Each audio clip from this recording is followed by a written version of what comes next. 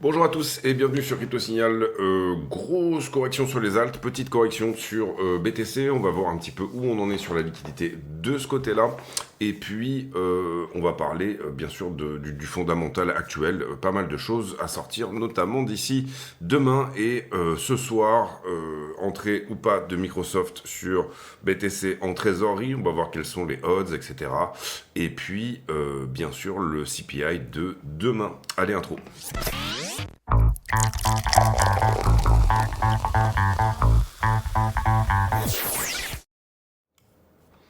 Alors, BTC en 4 heures, on n'a pas du tout eu le développement qu'on voulait, sous-entendu le scénario privilégié qu'on avait établi hier, à savoir qu'on flag et éventuellement on vient chercher 110, ça n'a pas été le cas, on a plutôt dévissé en dessous de tout ça, on va le voir sur la trend, et on est plutôt venu revisiter le 4 heures qui était en bas ici, autour des 95,2.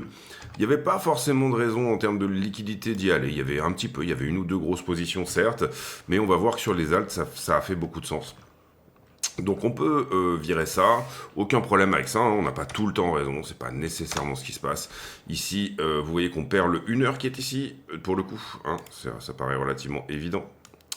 Et ce faisant, je dirais qu'on vient construire un nouveau 1 heure, peut-être un petit peu plus bas, à peu près dans ces zones-là, d'accord. Donc ça, on le met pour avoir un 4 heures, peut-être qui soit moins... Vous comprenez qu'en 4 heures, on peut faire pas mal de choses. J'en veux pour preuve cette énorme mèche, là, ici, qui a une amplitude finalement de quasiment 5000 $, d'accord. Donc on essaye de trouver voilà, des niveaux en termes de temps qui sont plus cohérents et plus serrés. Je regarde ici en 15 minutes, il y a quelque chose d'intéressant aussi en 15 minutes. Donc on va peut-être même pas tenir libellé ce 1 heure. Vous voyez qu'en 15 minutes ici, si je m'amène quelque part par là, j'ai l'impression qu'on n'a jamais hard closé ce niveau. On va aller voir. Ouais, voilà, vous voyez. Oh, allez, il y a un petit truc ici, mais on va le descendre comme ça. Donc on n'a jamais hard closé les 96 000 en 15 minutes. En tout cas, jamais depuis tout simplement le 27 novembre, donc un petit mois. 15 jours. Donc voilà un peu pour la structure, gros nettoyage sur les alts, sur Bitcoin. Bon ça semble pas non plus incroyablement, je veux dire on vient juste sur le 4 heures du bas et on descend le 1 heure qui tenait jusque là. Mais je trouve pas que ça soit non plus extrêmement inquiétant. Ce qu'on pourrait qualifier peut-être un petit peu d'inquiétant, c'est... Allez, on a une distribution qui est en train de se faire un peu comme ça. Je dirais que c'est même plus une compression en ce moment. En tout cas, pour le moment, on va voir un petit peu comment ça tient dans ce cadre-là. Cette distribution-là, on va en parler aussi. C'est-à-dire que on aura plutôt, je dirais, quelque chose qui s'accélère. Vous le voyez. Donc là, on parle de cette petite structure-là. La structure ici que vous voyez, qui est globalement 1 heure, 15 minutes, voilà, ce genre de choses. Et globalement, là, vous avez un momentum qui s'accélère à la vente, comme ceci. On va enlever celui-là, pour l'instant, il ne nous intéresse pas plus que ça. On va rester un petit peu sur le court terme. J'ai quelque chose qui s'accélère un petit peu dans ce sens-là. Vous le voyez, si j'arrive à le coller. Voilà. Et j'ai quelque chose qui, à nouveau, est en train de s'accélérer également, finalement, qui depuis a été pris, mais qui s'était accéléré assez fort sur cette zone-là. Donc ce qu'on veut voir, c'est déjà ces deux distributions, je dirais, celle-ci aussi également, donc repasser au-dessus des 98,7, être cassé. On veut une structure de retournement. Ce que j'aime bien, moi, ce que je trouve mignon dans l'histoire, là, c'est finalement les mèches de défense en 4 heures, que je trouve relativement, vraiment belles, quoi. Enfin voilà, après c'est mon avis. C'est-à-dire que vous avez ici des rachats systématiques dans les mèches, d'accord. Et ça sous-entend quand même qu'il y a du monde qui attendait dans le carnet d'ordre pour venir rentrer sur ces niveaux-là, d'accord. Donc ça, je trouve ça relativement joli pour Bitcoin, et je vois pas les mêmes mèches en face à la distribution, d'accord. Pour le moment, j'ai rien de très impulsif à la distribution, j'ai pas des défenses qui sont extrêmement fortes, hormis, on va dire, cette zone-là. Là où on a eu effectivement quelque chose de relativement péchu sur la distrib, c'est sur ce mouvement-là finalement, d'accord. Ici. Donc en soi, si je devais... Là, on a établi le support du moment, et maintenant on va réfléchir un petit peu à quelle pourrait être la résistance à casser pour tout simplement venir effectivement tenir la structure, en tout cas la retourner. Vous voyez qu'il y a un petit quelque chose ici sur les 98-115 qui pourrait être intéressant de venir chercher. Donc on va le mettre sur ces zones-là, et on est là aussi sur du 15 minutes. Et ici, c'était un 15 aussi, si je ne m'abuse. Je ne l'ai pas mis à jour, notre ami. Donc voilà un peu les deux niveaux 15 minutes, je dirais, à prendre d'un côté ou de l'autre. Pour ceux qui comprennent pas ce que je dis au niveau des 15 minutes, bah tout simplement, dans sa time frame, on n'a jamais réussi à hard closer ce niveau. Hard closer, ça veut dire faire un corps de bougie entier, une ouverture et une clôture. Moi, je travaille pas juste à la clôture et à l'ouverture, je travaille en hard closing, c'est-à-dire vraiment, il faut que le niveau soit cassé dans sa time frame, hein, bien sûr, d'accord. Donc voilà un peu l'idée. Prise de liquidité 15 minutes là-dessous. On veut maintenant que ça vienne casser et ne pas juste faire une prise de liquidité au-dessus de ce niveau sur lequel on a peut-être potentiellement un petit peu du short qui est rentré. Si je vais en chercher un petit peu plus haut, ça peut servir éventuellement pour de l'intraday, des choses comme ça. Si je vais en chercher un petit peu plus haut, compliqué d'en trouver un dans cette zone-là. Je dirais qu'il y a peut-être un petit quelque chose par là, mais c'est plutôt du 1 heure. D'ailleurs, il serait relativement propre en 1 heure, je pense. Ouais, on a quelque chose par ici en 1 heure à venir casser dorénavant. D'accord. Pour le moment, ça a bien refusé en 1 heure à partir de ce point-là. Vous le voyez. Bon, là, il y a eu une petite tergiversation, mais on va garder juste dans l'idée que depuis quelques jours, il y a des grosses positions qui s'ouvrent short sur ces niveaux-là en time frame 1 heure. D'accord. Donc ça, c'est peut-être des positions qui pourraient venir à défendre. Donc le fait de casser ce niveau, eh bien, serait une très très bonne nouvelle sur Bitcoin. Ça voudrait dire qu'on serait dans plus qu'une prise de liquidité, donc potentiellement qu'on viendrait attaquer le 1 heure supérieur, voire au-dessus. Hein, d'accord. Je considère ici que si on prend ce 1 heure, c'est plutôt un retour sur les 103 qu'autre chose. Pour le moment, pas de structure de retournement. Pour le moment, on tergiverse autour des 95. Si jamais on va regarder sur du 5 minutes, des choses comme ça, on pourra trouver un petit peu les niveaux de la journée à tenir. Vous voyez que globalement, on avait un petit momentum ici à l'achat qui est en train de se perdre. Celui-ci, d'accord, il est en train de se perdre, donc on est sur une correction ici en 5 minutes. Si on veut voir, je dirais, la structure se retourner, bon, bah, c'est le 15 minutes qui est là qu'on doit prendre, hein, vous le voyez, le W, vous n'êtes pas débile quand même, je pense. Ici le W qui sera la structure de retournement, 15 minutes qui nous permettra éventuellement d'y aller. On veut surtout pas faire 15 minutes en mèche au-dessus et se faire rejeter. On est bien d'accord là-dessus, comme on a fait là, hein, typiquement. Ce qu'on veut, nous, c'est un hard closing de ce niveau-là et donc une jolie structure qui nous emmène à minima sur le niveau supérieur qui était 100 000 en 15 minutes pour le coup. Là, il y a une imbalance, on a délivré très fort, ce serait étonnant qu'on ne retourne pas faire un tour là-dedans, d'accord. Maintenant, il n'y a aucune certitude, mais ça serait relativement étonnant qu'on ne retourne pas faire un tour là-dedans. Donc à minima, revenir faire un bisou, je dirais, voilà, au 98,7, pourquoi pas. On va voir, pour le moment, encore une fois, ça distribue, il y a une petite distrib intermédiaire, vous la voyez à peu près là aussi, à venir casser. Bon, pas la peine de la mettre en avant, on va dire, parce que nous, on s'attend potentiellement à au moins revenir à ce stade-là sur le 15 minutes qui est là. Qu'est-ce qu'on pourrait dire d'autre? Attention, parce que c'est plutôt agressif, d'accord? C'est plutôt impulsif ce qui se passe là. On aime bien les bougies de rachat. Maintenant, ce qu'on veut voir, c'est quelque chose d'agressif dans l'autre sens, c'est-à-dire venir couvrir une agressivité avec une agressivité. Si on n'a pas ça, qu'on risque d'avoir, c'est une impulsion, une correction dans laquelle on laisse rentrer beaucoup une correction haussière, hein, j'entends. Correction haussière dans laquelle on laisse rentrer beaucoup de longues. Malheureusement, on larve un petit peu, on reste un petit peu moumou dans la zone. Et puis là, qu'est-ce qui se passe? On vient chercher tous les longues en termes de liquidité pour finalement finir sur un 15 minutes ou un 1 heure inférieur. D'accord? Ça, c'est ce qu'on veut pas voir. On veut voir, je dirais, qu'on reste dans ce scénario de mèche assez péchu qui vient effectivement chercher ce qu'elle a à prendre, mais qui derrière retourne quand même la structure. Ici, attention, ça larve un petit peu.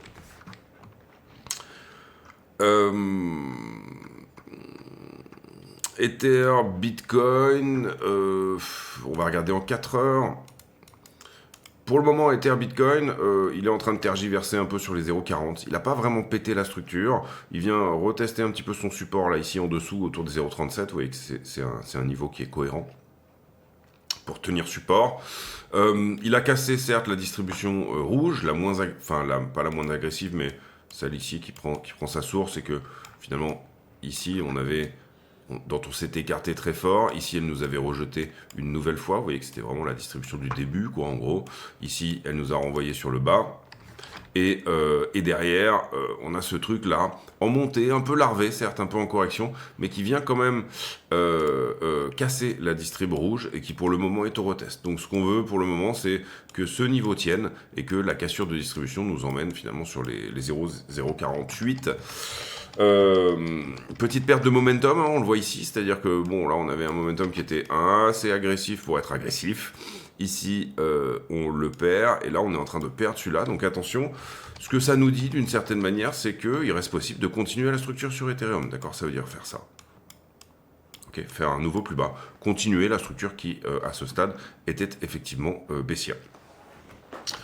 C'est pas mon scénario privilégié pour le moment, j'irai plutôt dans l'optique d'une cassure. Maintenant, il n'a pas retourné sa structure encore, notre ami, d'accord, donc il va falloir qu'il la retourne, il va falloir qu'il réussisse son retest, il va falloir qu'il se sorte un petit peu les doigts du... Et derrière, quand on regarde, Ether contre le dollar en 4 heures, la zone de rejet, bon, elle est relativement limpide. C'est, on va appeler ça la TH locale, on va dire, voilà, enfin, là où on était allé en mars, en tout cas. C'est là que ça rejette, donc on est assez vendeur sur cette zone-là, d'accord. Ça rejette tout pile sur le 4 heures du haut.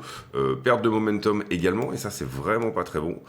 Ici, d'accord, on rebondit bien sur le 4 heures à 3005. Mais pour moi, attention à ne pas faire juste un retest ici, par exemple, des 3009. Retest des 3009 et venir plutôt chercher 3000, d'accord, 3000 ou 3003. C'est-à-dire, étant donné qu'on est monté comme un biseau là-dedans, d'accord, et qu'on perd le momentum qui est là, attention, tant qu'on tenait le momentum, on avait des jolies choses sur Ethereum. Maintenant qu'on perd un petit peu le momentum, soit ça se reprend très vite et ça aura l'air d'une mèche, d'accord, faute de quoi on vient tout de suite casser les 4000, ce qui est possible. Maintenant... Voilà, Ether tient bien son 4 heures, il passe sous la structure ici. Moi, j'aime bien quand on passe sous la structure, d'accord, sous la structure temporaire, certes, mais voilà. Est-ce qu'il a besoin de tout venir nettoyer jusqu'à 3000 avant de repartir assez péchu? Donc là, je vous le dis, sincèrement, il y a quand même des très jolis ordres à mettre dans ces zones-là, de 2007 à 3000. Maintenant, pour le moment, il se peut très bien que ça soit un fake-out, ce qu'on appelle un SFP, hein, c'est-à-dire un swing failure pattern. J'ai mon biseau ici, il a effectivement cassé par le bas, mais il ne vient pas chercher sa target de 3000, 3003. Pour le moment, je trouve que c'est plutôt propre pour y aller. Maintenant, sur Ethereum, on a des très bons afflux ETF, on a un très bon fonda, on a des prises de liquidité qui sont ce qu'elles sont. Quels seraient éventuellement les signaux que Ether sort un petit peu de tout ça?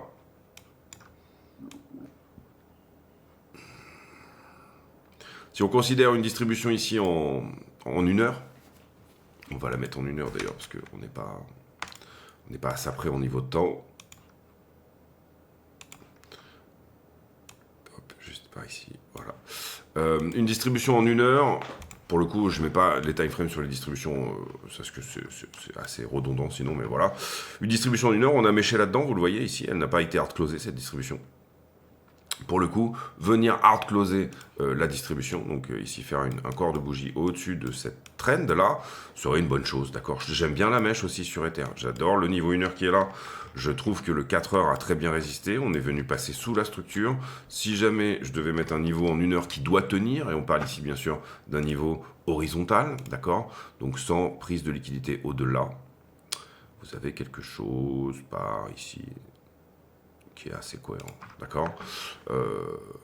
Ici, c'est dommage qu'on n'ait pas la touchette là.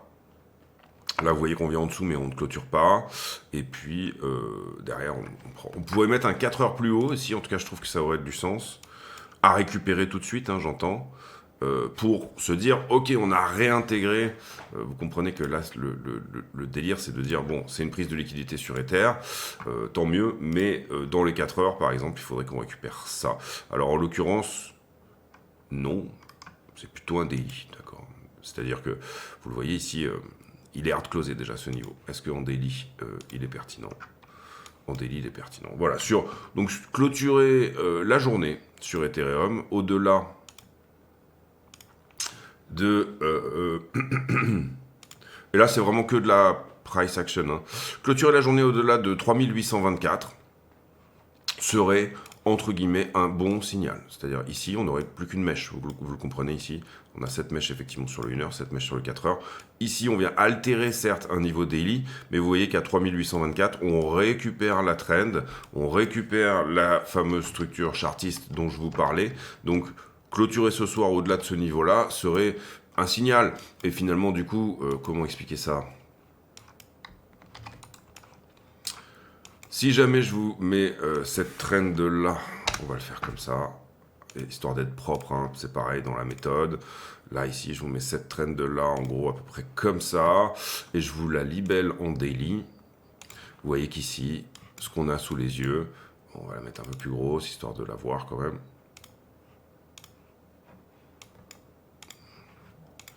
Ce qu'on a sous les yeux, c'est une mèche sous trend, d'accord? On peut peut-être même la mettre un tout petit peu plus haut. Voilà, et donc concordance ici, bah, si j'arrive à ne pas hard-closer ça, là je trouve que c'est bien au niveau des touchettes, donc en l'occurrence au-delà du niveau 3891, en l'occurrence, si on y allait aujourd'hui,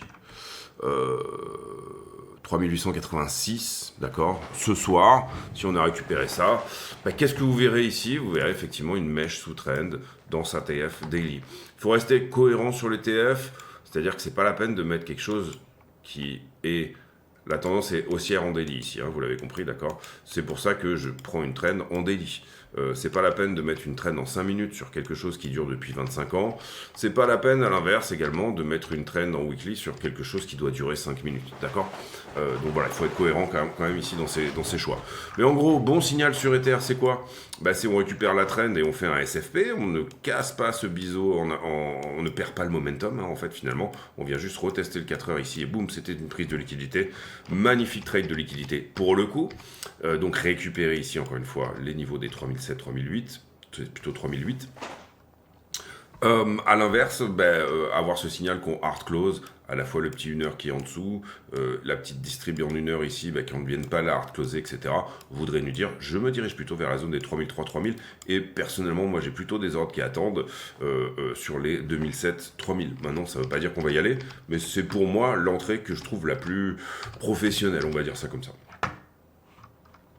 Et ça ne veut pas dire qu'on va y aller, encore une fois, ça veut dire que si on y va, je suis prêt à ouvrir des positions dans ces zones-là. Pour le moment, sinon j'ai mes trades qui font l'histoire. On a énormément liquidé sur les alts. Du coup, pour moi, c'est un très bon spot pour éventuellement jouer des trades court terme sur certaines alts, d'accord? On le voit d'ailleurs sur l'altcoin Dominance qui perd complètement sa trend la plus agressive. Ici, on regarde quelle est la capitalisation des altcoins sur... quelle est la part des altcoins. On sort Ethereum, les stablecoins et on sort Bitcoin dans le game, hein, dans le gâteau, on va dire ça comme ça. Pour le coup, on voit qu'on a perdu le 1 heure qui était là, d'accord, littéralement perdu, là, il n'y a pas de souci. On est plutôt revenu visiter quelque chose en dessous et qui n'est même pas du 1 heure, donc ça, on va le dégager. On perd la trend aussi également, donc ça, pour le coup, est-ce qu'on peut dire que la même chose un peu, c'est-à-dire en daily, si on revient, oui, ça serait une mèche extrêmement violente, mais pourquoi pas, si jamais en daily on réintègre, donc c'est pareil, on va libeller cette petite trend ici qui était la plus agressive des deux, hein, je le rappelle, en daily.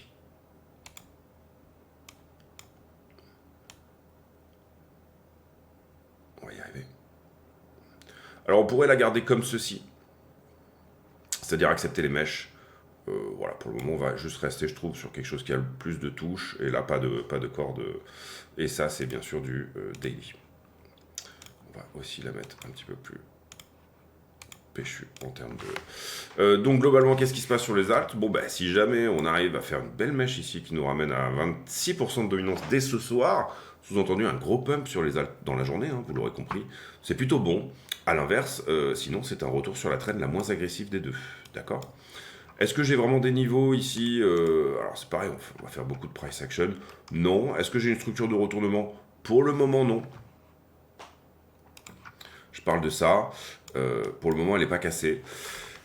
Pour moi, sur les alts, c'est si on commence à larver un petit peu ici, que ça n'est pas bon du tout. D'accord? Ça veut dire, ok, on redescend sur la zone des 21.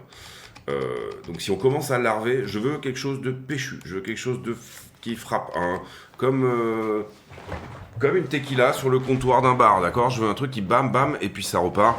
C'est très, très mal dit, c'est très mauvaise image. Mais voilà, je veux quelque chose qui soit de l'ordre de la mèche en fait, tout simplement, hein, et dans la time frame la plus petite possible. Pour le moment, la time frame la plus petite possible sous trend, c'est le daily, d'accord, sous la trend la plus agressive, j'entends bien sûr, et le niveau 15 minutes, il est quelque part par ici, autour de 23, d'accord. On regarde de la dominance, mais c'est pas du tout un problème de effectivement venir regarder de la dominance dans cette zone-là. Et bien sûr, on veut aussi, parce que vous comprenez que dans le scénario que je vous explique là, on vient bien sûr casser la distrib du moment. C'est-à-dire que ce qu'on regarde, c'est d'une certaine manière, comment dire, une correction comme ça, d'accord? Paf, paf, j'ai ma correction, je dégage en haut et je continue mon truc impulsif avec la trend la plus impulsive des deux. Sous-entendu, une all-season des familles, et ce jusqu'à Noël, d'accord? Pour le moment, le nettoyage, je trouve qu'il est beau. Maintenant, est-ce que ce nettoyage qui est beau en termes de liquidité provoque tout simplement une panique? C'est toujours ces histoires de est-ce qu'on est dans de la FOMO? Est-ce qu'on est dans de la panique? Est-ce qu'on est... vous comprenez ici que c'est totalement le concept, hein. Provoque un mouvement de panique, ou alors est-ce qu'en face il y a de l'acheteur? Est-ce qu'il y a de l'institutionnel qui veut effectivement acheter? 20 minutes sur la partie technique, on va faire le Fonda. Fonda, nouveaux achats de MicroStrategy.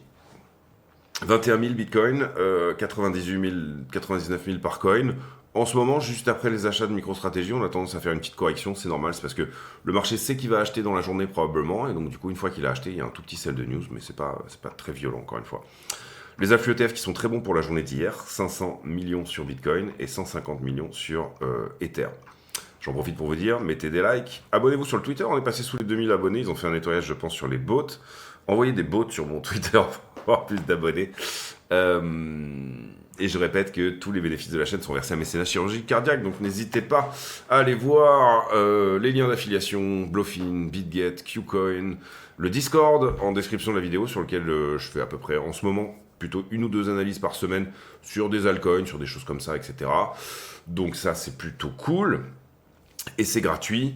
Et ceux qui ne veulent pas venir sur le Discord ou qui ne veulent pas s'affilier sur un exchange, vous avez du contenu à 10 € le mois en cliquant sous le bouton rejoindre sous la vidéo. Toujours pareil, c'est reversé à Mécénat Chirurgie Cardiaque. Comme ça, il y en a pour tout le monde. Ceux qui ne veulent pas être sur le Discord, ceux qui ne veulent pas être affiliés, ceux qui veulent simplement même soutenir. Vous en avez, je pense, qui récupère des bons calls parfois, et pour le coup, si vous récupérez des bons calls, ça serait un juste retour que de tout simplement reverser une partie à la chaîne, donc je le répète, mais c'est un chirurgie cardiaque. Je me rends compte que j'ai pas fait le tour des news, donc je vais mettre en pause une petite seconde pour refresh un peu tout ça. Ok, alors on commence sur les news avec cette proposition à la Douma, donc le parlement russe de Anton Tchakev qui propose Tkachev, pardon, qui propose d'établir une réserve nationale. Donc on va dire que la Russie a son Bitcoin Act également. Intéressant de voir déjà la Russie s'intéresser à tout ça. Bon, c'est une proposition encore une fois parlementaire, donc pour le moment il n'y a pas eu de validation ou quoi que ce soit. BTC est open source, il est suffisamment décentralisé à ce stade pour éventuellement proposer des paiements transfrontaliers, on va dire des pays BRICS aux autres, puisque les pays BRICS ont désormais refusé le dollar, et on l'a vu que Trump a dit si vous refusez le dollar, et bien à ce moment-là, il y aura des droits de douane, enfin si vous proposez une autre si les BRICS proposent leur propre monnaie, on va dire ça comme ça plutôt, et bien à ce moment-là, il y aura des droits de douane de 100% sur les pays qui utiliseront et adopteront cette monnaie pour les paiements transfrontaliers. Donc c'est intéressant à pas mal d'égards de voir la Russie d'abord s'y intéresser. Personnellement, je m'intéresse pas mal également à tout ce qui est projet chinois autour de smart contracts, de choses comme ça. Donc du coup, je pense vraiment que à long terme, ça sera un pari intéressant parce que je pense pas que les Chinois vont justement bien vouloir utiliser des projets, on va dire canadiens comme Ethereum, on va dire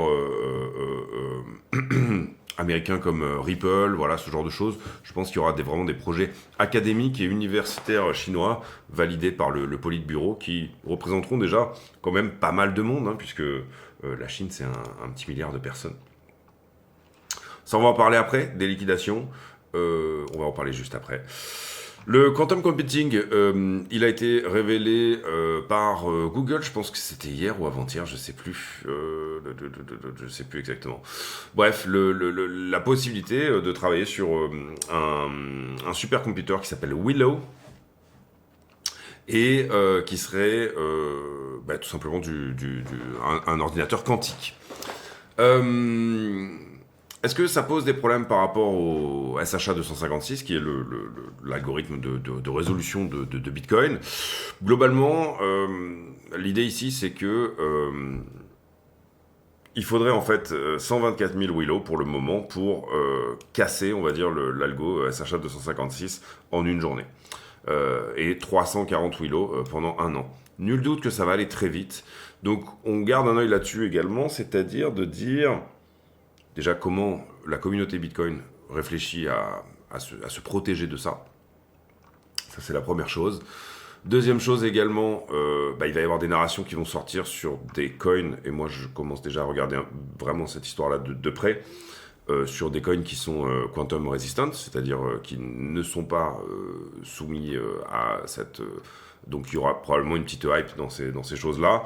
Et ici, on nous dit également que pour le moment, il y a, dans le computing de Willow, il y a beaucoup de choses qui sont à mettre à la poubelle. C'est-à-dire que ça calcule, mais c'est un petit peu le bordel. Donc en fait, sur la puissance de calcul théorique, il y en a qu'une certaine partie qui est réellement, vous le voyez ici, qui est réellement efficace, d'accord? Mais en tout cas, ça avance dans ce cadre-là, et il faut bien comprendre que, voilà, il faut quand même bien garder en tête et garder un œil sur toutes ces narrations d'ordinateurs quantiques. On va passer sur l'économie européenne. On a déjà un petit peu parlé dernièrement, donc c'est pas la peine d'enfoncer le clou. Et puis demain CPI 14h30. Je pense qu'on a déjà fait toutes les analyses qui s'affairent au CPI, donc on va passer directement à la liquidité qui est énorme en termes de liquidation. On regarde juste vite fait Coinbase, et on était sur Coinbase combienième? 40e hier. Coinbase qui passe désormais en place... on n'est même pas dans le top 100, si je me trompe. Pardon, 48e. 48e, donc on est à peu près dans les mêmes zones. Liquidation, vous le voyez, c'est assez rare pour le souligner. Je pense qu'on n'a jamais eu de liquidation à ce point-là énorme depuis, je dirais facilement 2021, quelque chose comme ça. Hein. Je pense pas qu'on ait eu... tout à l'heure, c'était 1,80 milliard, hein, il faut bien le comprendre, parce que le mouvement a eu lieu, le gros du mouvement a eu lieu il y a quasi 24 heures, il me semble. Donc voilà, vous voyez que Bitcoin ne corrige, lui, dans ces 24 heures, que 180 millions. Vous voyez que Ethereum corrige plus que Bitcoin, mais il ne corrige que, en gros, Bitcoin plus Ethereum ensemble, c'est 420 millions. Personnellement, c'était un scénario que j'avais, comment dire, évoqué, mais sans réellement que ça soit du tout un scénario privilégié. Hein, donc attention, c'est pas la peine de faire le fanfaron. Mais globalement, quand on avait fait cette mèche-là, celle-ci, ici, j'avais dit, c'est incroyable sur BTC à quel point on est propre en liquidation, et j'avais dit, c'est Ether a peu corrigé, les alts tiennent super bien, Ether tient super bien, soit ça tient, c'est-à-dire qu'on est pour le coup au port d'une alt season de malade mental parce que les alts ont tellement bien tenu qu'il y a une vraie demande sur les alts, soit on va avoir un flush qui va être comme un contre-coup, c'est-à-dire qu'on a bien nettoyé ici là-dedans sur BTC, pourquoi ne pas avoir effectivement le nettoyage sur les altcoins. Et là je vous le donne dans le mille, c'est exactement ce qui s'est passé encore une fois, et encore une fois c'était pas mon scénario privilégié, donc attention, pas la peine, je le dis sincèrement. J'ai posté dernièrement, quand on est un peu en bull market, etc. Bon, il suffit de tout longuer et on se prend pour un dieu. Et il y a un moment où le marché, tel Chuck Norris, vous met un petit Mawashigari sur le côté de la nuque comme ça. Et ça, moi, je connais suffisamment les marchés pour faire attention à ce genre de choses. Personnellement, je suis pas en trade sur les alts, si ce n'est XRP, depuis un très bon point d'entrée. Là, ça commence à m'intéresser. J'ai ouvert sur Rune un trade tout à l'heure. Je sais pas où il en est là actuellement, mais on s'en fout un petit peu, c'est pas tellement la question. Mais voilà, je commence vraiment à m'intéresser, étant donné que vous comprenez ici que le marché sur les alts est complètement nettoyé. Là, on est sur vraiment, on a mis tout le monde d'accord. Voilà. XRP, très bon niveau. Il faudra regarder le funding sur XRP, où est-ce qu'on en est, etc. Et encore une fois, pour moi, le seul éventuel point, endroit, moment où on va peut-être plus bas sur le reste du marché, c'est celui où on traîne un peu trop sur cette zone-là, d'accord? J'ai besoin que BTC se reprenne rapidement, j'ai besoin que Ether se reprenne rapidement, un peu comme je vous l'ai montré en début de vidéo, d'accord? Pour pouvoir dire, putain, mais en fait, on est déchargé sur les alts. Ether et BTC, ils ont fait une mèche magnifique de prise de liquidité à 3005, en l'occurrence pour Ether. BTC, il est descendu autour des 90. magnifique. Et toutes les altes sont libres de tout engagement. C'est-à-dire, c'est comme si, entre guillemets, bah, c'est la croisière s'amuse. Après, voilà, vous comprenez, on peut tout longuer et vraiment, on va dire, entre guillemets, les altes ressemblent assez fortement à quelque chose d'extrêmement sexy. Marché en levier. On a pris ce point-là, qui était un point de longue.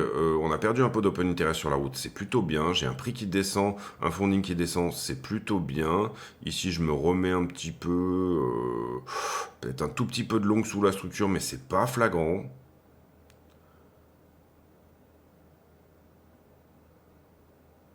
Non. Là, ça descend ensemble. Et là, j'ai un tout petit peu de longue, en fait, finalement, là-dessous. D'accord, donc ça, attention. 95,3. Encore une fois, ce qu'on veut, c'est que ça reparte fort. Est-ce que je suis légèrement shorté au-dessus ici? Très légèrement. C'est-à-dire que, vous le voyez ici.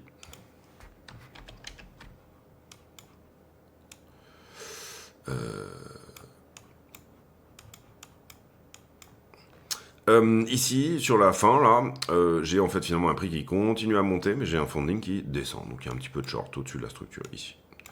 Donc voilà un peu la zone de combat, je dirais, pour la journée, ou en tout cas en termes d'open interest. On va sauvegarder ça. On va aller voir sur iBlock si ça dit à peu près la même chose. Là, je voulais vous montrer sur iBlock visuellement le nettoyage sur les altes. D'accord? Quand vous êtes dans le vert, c'est 0 longue. Quand vous êtes dans le jaune, c'est 100% de longue. Hein, c'est le global account en longue. Vous voyez ici la correction qui s'est faite hier.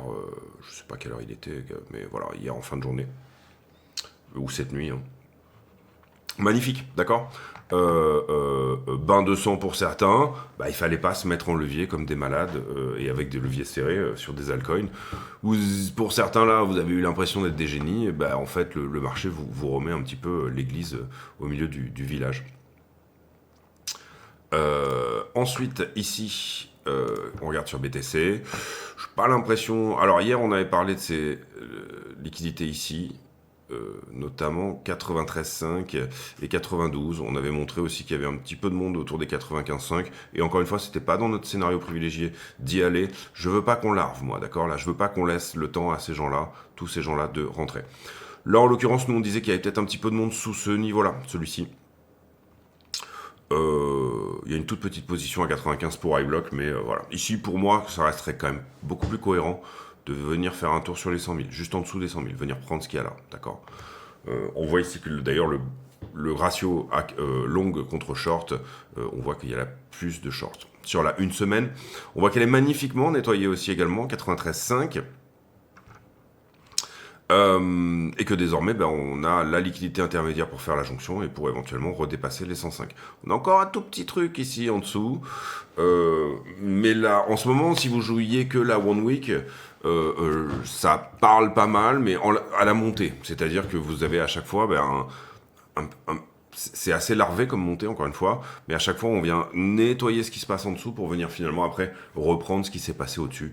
Donc là, pourquoi pas aller à 105, d'accord? Si on ne larve pas dans le coin. Ether, bah, c'est nettoyé littéralement sur la une semaine.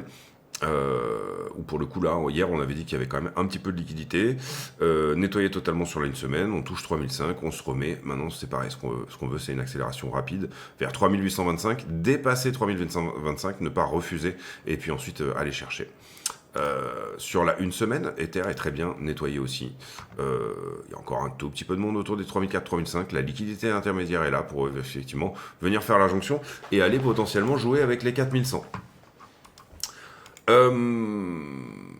On va sur le prix, on fait la conclusion de cette vidéo. Si le prix se remet rapidement et que ce qu'on voit encore une fois c'est de la mèche là dans ces zones là, c'est très propre pour un retournement à la hausse et pour une prise de l'ATH. D'accord? Si le prix se remet rapidement, si on traîne un peu, si on larve un peu sur la zone comme ça, c'est pas joli. Mais les altes sont totalement nettoyées. Peut-être que d'ailleurs même ce mouvement sur BTC, parce qu'on a vu qu'il n'y avait pas non plus incroyablement de la liquidité là, il y en avait un petit peu, mais il n'y en avait pas non plus incroyablement. Et le marché nous a dit, et il nous dit depuis cette mèche-là, et depuis même tout ce qu'on fait là. Écoutez les gars, moi je suis encore dans un marché de liquidité, d'accord? Vous croyez peut-être que je suis en FOMO, mais non, s'il y a de la thune à prendre en dessous, j'irai. Et sur les alts, c'est exactement ce qu'il nous a dit, il y avait de la thune à prendre en dessous, 2 milliards dans une journée. Il faut comprendre qu'il n'y a pas eu de liquidation comme ça depuis 2021, je pense. En tout cas, je n'ai pas le graphe ici, si j'arrivais à le trouver, ça serait intéressant. Mais cette chaîne n'arrive pas toujours à trouver tout ce qui est effectivement des graphes de liquidité. Où est-ce qu'on pourrait trouver ça? Peut-être potentiellement sur CoinGlass, mais on pose une petite seconde. Et voilà votre serviteur, donc c'est, il faut aller dans liquidation et history, globalement, vous voyez ici, donc on est sur all, toutes les monnaies. Globalement, ici actuellement, sur la journée d'aujourd'hui, bon, on voit qu'on est autour des 1,5 milliard, hein. On a montré que c'était 1,6 depuis 24 heures, et vous voyez que depuis la date du 9 septembre 2021, donc j'avais raison, on était tout à fait dans le vrai, il n'y a pas eu de liquidation comme ça ne s'est pas fait, d'accord? Donc, hyper intéressant. Tiens, on va aller regarder le 9 septembre 2021, où est-ce qu'on en était, qu'est-ce qui se passait à ce moment-là. Daily, on devrait pouvoir y accéder, non, peut-être 3 jours.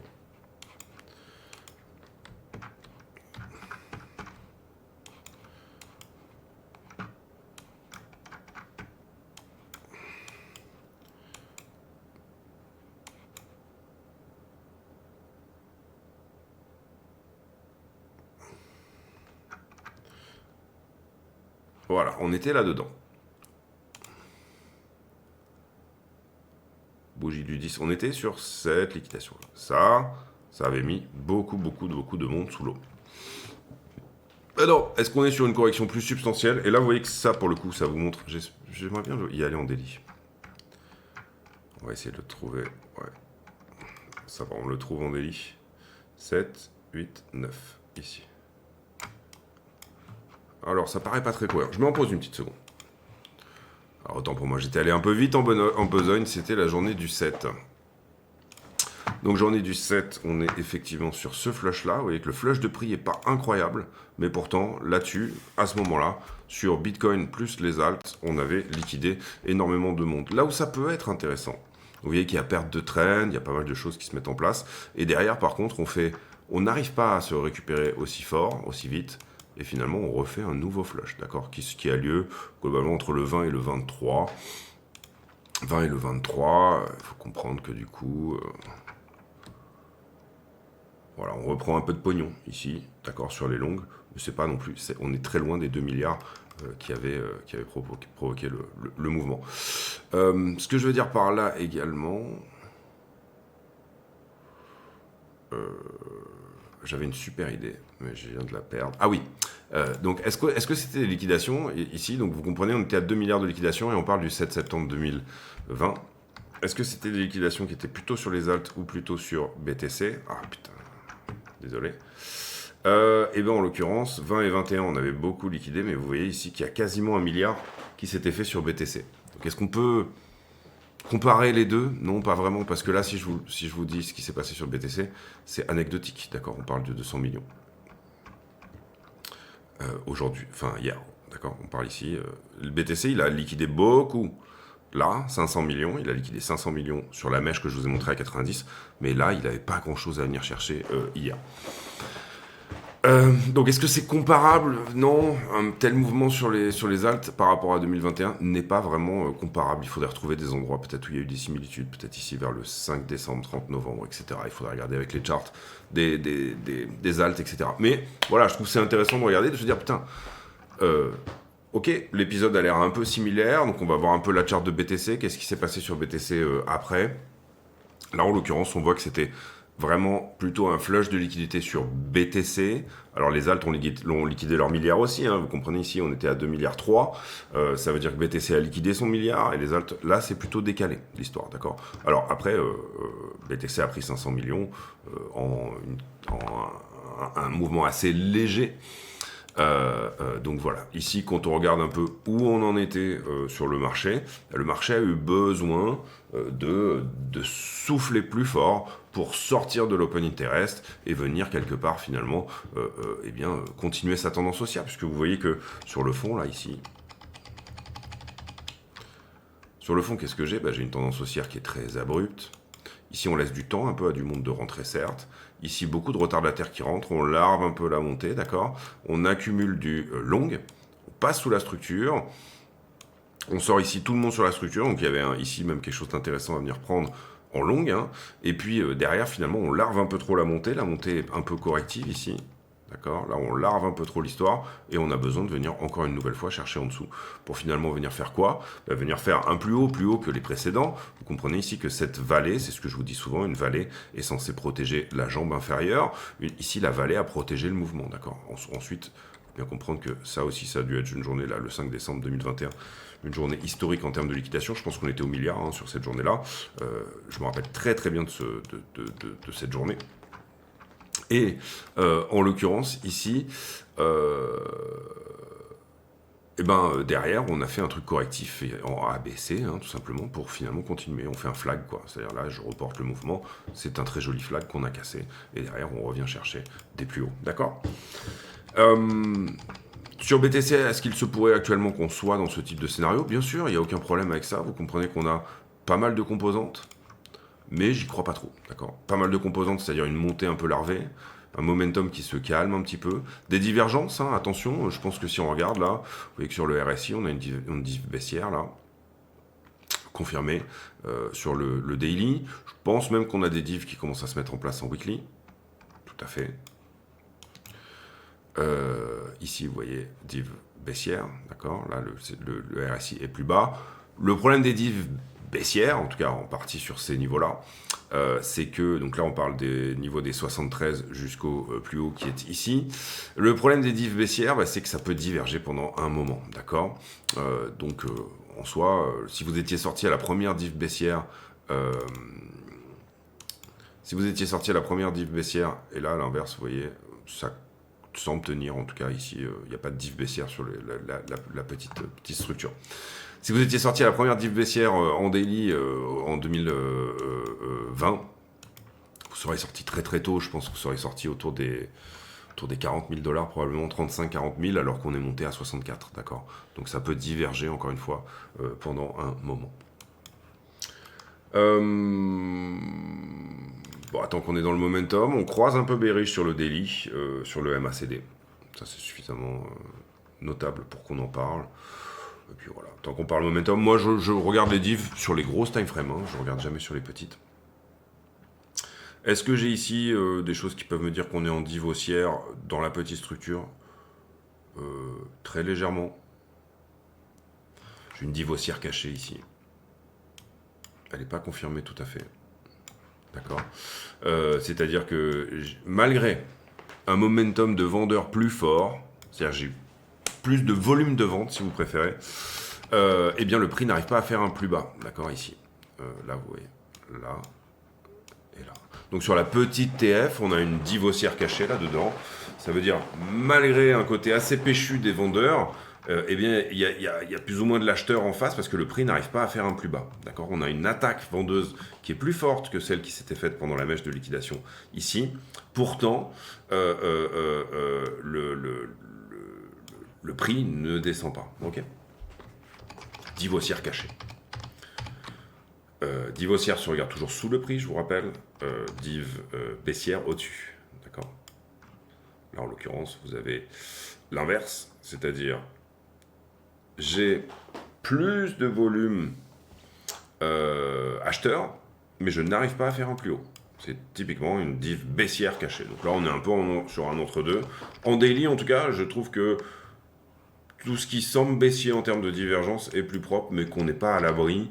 C'est le fondamental qui va faire ici, je pense en tout cas, c'est le fondamental qui va faire la différence. C'est-à-dire, en soi, un simple mouvement de FOMO peut nous emmener à aller beaucoup plus haut. J'ai oublié de parler de Microsoft, parce que j'ai des infos sur à quelle heure ça va sortir, etc. Alors j'ai fait quelques petites erreurs en ce qui concerne Microsoft, enfin des erreurs de timing plutôt. Je vous ai dit que ça serait voté cette nuit.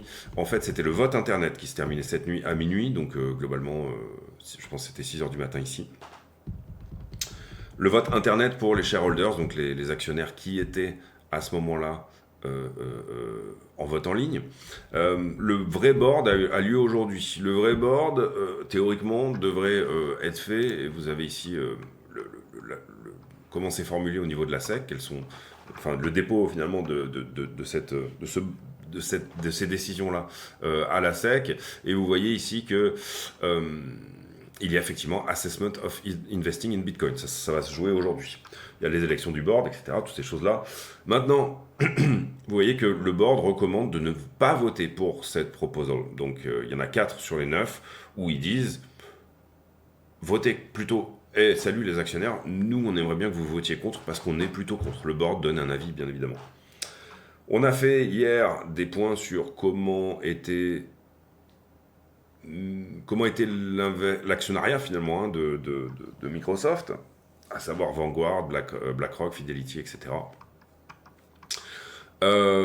Donc voilà, ça me paraissait suffisamment intéressant pour en parler. Globalement, le board aura lieu à 8h30 heure nationale du Pacifique, c'est-à-dire plutôt Californie, d'accord. Donc en gros, chez nous, ça fait 17h30, d'accord, heure californienne. Vous avez le Eastern Time, vous avez le Western Time. En gros, c'est HNP, c'est le Western Time. Donc en soi, voilà, vous comprenez bien ici que les chances que ce truc-là passe sont relativement minimes. J'en veux pour preuve d'ailleurs Polymarket qui nous dit qu'il y a 14% de chances que ça passe. Et hier, j'en ai parlé, il y a un avis défavorable du board, etc. Sur Polymarket, en tout cas, c'est bien sûr défavorable. Est-ce que pour autant, si c'était refusé, ça serait une mauvaise nouvelle pour le marché? Non, parce que le marché est probablement en train de pricer le fait que ça n'ira pas. Donc, pour moi, si ça ne se fait pas, c'est un peu une non-news, parce que le marché est déjà en train de se dire que ça ne se fera pas. En revanche, si ça se faisait, pour moi, c'est la mère de toutes les news, c'est-à-dire la mère de toutes les news, au sens, pas la mère de toutes les news, c'est la maman de toutes les news, c'est la maman d'une vague institutionnelle. Si jamais on avait ça qui se mettait en place, pour moi, même si ça ne fait pas énormément de bruit dans les titres, ça va totalement déclencher cette idée d'une vague instit, si jamais ça se faisait. On a vu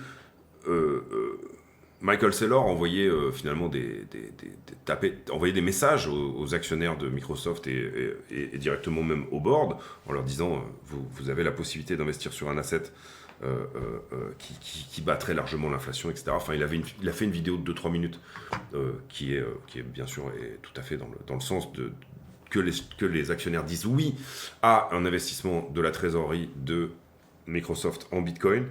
Globalement, ce qui nous est dit de la part des actionnaires, enfin de la part du board, pardon, quand ils disent cet avis défavorable, ils disent que de toute façon ils sont en train de regarder de leur côté, c'est-à-dire que disent c'est juste que pour nous l'avis défavorable en fait il est au sens où on regarde toutes ces choses-là pour les mettre effectivement en trésor. C'est les choses qu'effectivement on regarde. Il a été forcé de passer cette définition par un organisme qui s'appelle, je pense que c'est, je me rappelle plus du nom exact, mais en gros c'est la défense des petits actionnaires. Vous avez beaucoup de lobbies comme ça qui sont présents aux USA.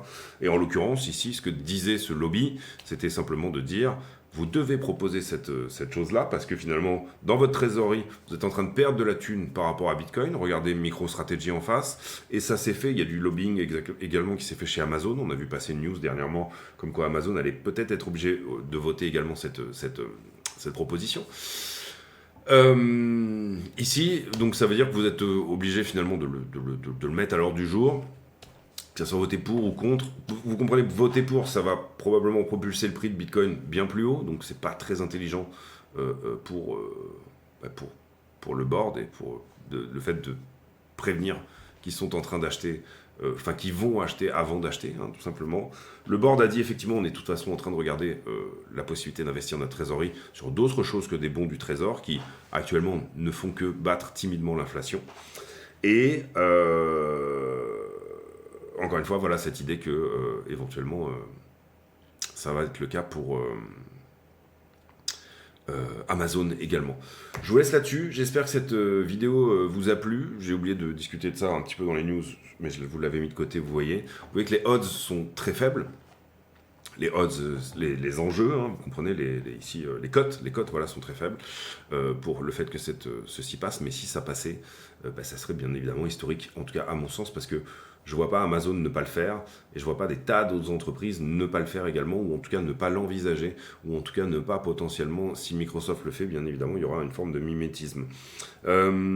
Si on part là-dedans, j'en ai déjà parlé un peu sur la chaîne, mais globalement, on a des belles chances que toutes les entreprises qui portent des projets crypto derrière ou qui décident d'investir avec du Bitcoin dans leur trésorerie et des jolis gains sur leurs actions, si ça se passe comme ça, hein, bien sûr, donc des jolis gains sur leurs actions, donc du coup que tout le monde le fasse un peu par mimétisme et que ça crée une forme de bulle crypto, un petit peu sur le principe de ce qu'on avait eu dans les années 2000. Pour le moment, on est early, pour le moment, probable chance que ça soit refusé, éventuellement en tout cas, remis à plus tard, etc. Mais on garde un œil là-dessus parce que c'est des choses qui sont extrêmement importantes. J'ai pour habitude en fin de vidéo de poser une question à la con, c'est-à-dire une question qui n'a rien à voir avec le prix du Bitcoin, mais qui nous permet de converser de choses et d'autres.